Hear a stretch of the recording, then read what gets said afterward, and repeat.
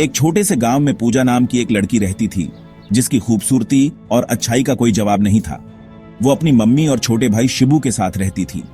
एक दिन जब वो अपनी सहेलियों के साथ मंदिर जा रही थी, तो सबको नंगे पैर पथरीले रास्ते पर चलने में बहुत तकलीफ हो रही थी।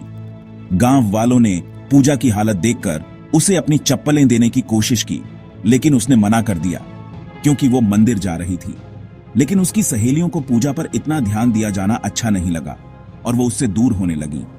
पूजा अकेला महसूस करके उनसे बात करने गई, लेकिन उन्होंने उसकी बात नहीं सुनी।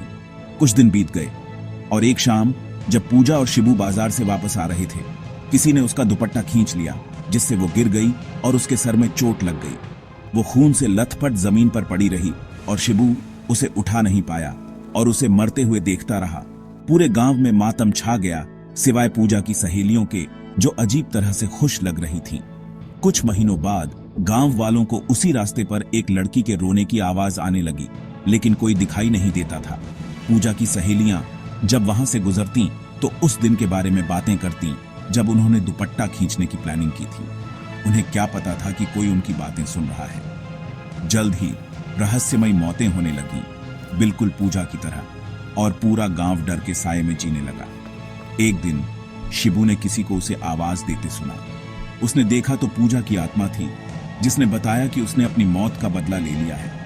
शिबू ने टूटे हुए दिल से ये सब अपनी मम्मी को बताया। हालांकि पूजा की आत्मा को शांति मिल गई, लेकिन गांव में डर बना रहा। यह कहानी सच्ची घटनाओं पर आधारित है। ऐसी और कहानियों के लिए हमें फॉलो करें।